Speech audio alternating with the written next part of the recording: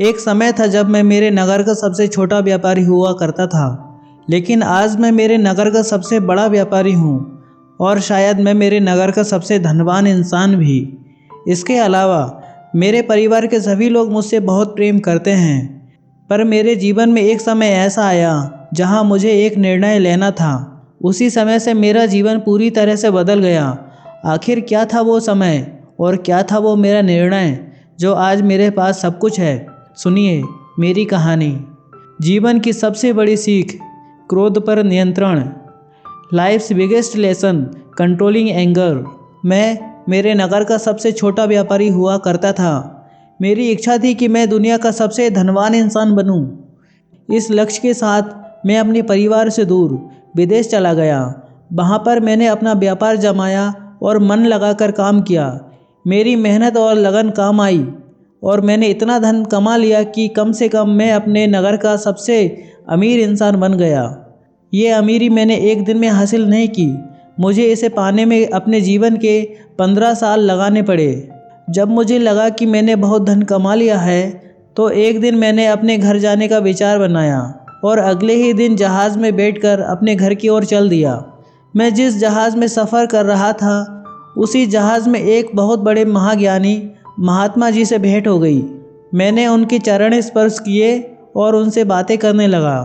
उनसे बात करते हुए मुझे आभास हुआ कि मुझ में अभी भी ज्ञान की कमी है। मैंने महात्मा जी से कहा, गुरुजी, कुछ ज्ञान के मोती मुझे भी दे दीजिए जिससे मेरे जीवन का उद्धार हो जाए। महात्मा जी ये बात जानते थे कि अगर कोई भी वस्तु मुफ्त में मिल जाए तो उसकी कदर कोई नहीं करता। तो उन्होंने कहा, मैंने दुनिया के महान शास्त्रों का अध्ययन करके ज्ञान के सूत्र जुटाए हैं। हालांकि वे अनमोल हैं, पर मैं एक सूत्र को 500 स्वर्ण मुद्राओं में दे सकता हूँ। पहले तो मुझे यह सौदा बहुत महंगा लगा, लेकिन फिर भी मैंने महात्मा जी से एक सूत्र खरीद लिया। महात्मा जी ने मुझे सूत्र देते हुए कहा, कोई भी कार्य करने से पहले 2 मिनट रुककर जरूर सोच लेना, वरना ऐसा भी हो सकता है कि बाद में पछताते भी न बने। मैंने महात्मा जी को धन्यवाद दिया और सूत्र को अपनी किताब में लिख लिया। लंबी यात्रा के बाद जब मैं अपने घर पहुंचा तो उस समय काफ़ी रात हो चुकी थी और लगभग 12 बज रहे होंगे। घर पर सारे लोग सो चुके थे, लेकिन बाहर खड़ा हुआ दरबान जाग रहा था। वह मुझे देखते ही खुशी से चीखने ही वाला था कि मैंने उसका मुंह बंद कर दिया और बोला, मैं अपने घर वालों को सरप्राइज़ देना चाहता हूँ, इसलिए मैं चुपचाप अंदर जाऊँगा। चोरों की तरह कदम बढ़ाते हुए मैं अपनी पत्नी के कमरे में पहुँचा, पर अंदर का नज़ारा देखकर मेरे पाँव के नीचे से ज़मीन खिसक गई। पलंग पर मेरी पत्नी एक युवक से लिपट कर सोई हुई थी। यह देखकर मेरा क्रोध 7वें आसमान पर जा पहुँचा। मैं सोचने लगा, मेरी पत्नी इतनी बड़ी धोखेबाज निकलेगी, यह मैंने सपने में भी नहीं सोचा था।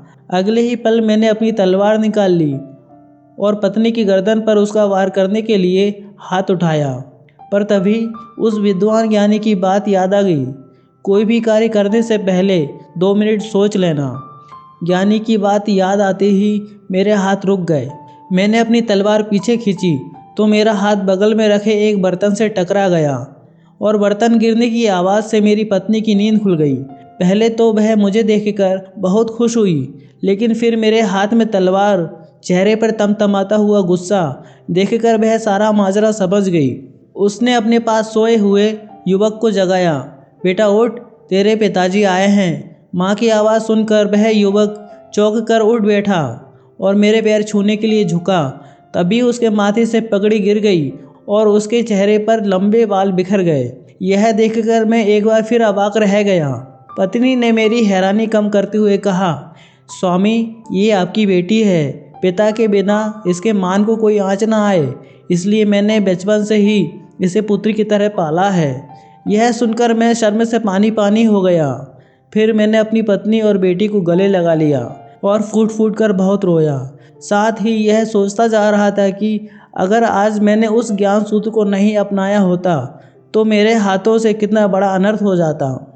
दोस्तों, ऐसे ही पल अक्सर हमारे जीवन में भी आते हैं जब हम क्रोध के आवेश में अनर्थ कर बैठते हैं और बाद में जीवन भर पछताने के सिवा कुछ हाथ नहीं लगता। इसलिए जब भी कभी जीवन में किसी की बात अथवा घटना के कारण आपको क्रोध आए, कोई भी कदम उठाने से पहले उन 2 पलों में रुककर सोचिएगा ज़रूर। हो सकता है कि आपके भी हाथों से कोई बहुत बड़ा अनर्थ होने से बच जाए और आपके जीवन में उम्मीद के विपरीत प्यार के फूल खिल जाएं। दोस्तों, अगर आपको ये कहानी अच्छी लगी हो तो वीडियो को लाइक करें, शेयर करें, और अगर आप इस चैनल पर पहली बार आए हैं तो चैनल को सब्सक्राइब करके बेल आइकन को प्रेस कर लें ताकि ऐसी ही कहानियों का नोटिफिकेशन आपको सबसे पहले मिल जाए। Thank you for watching.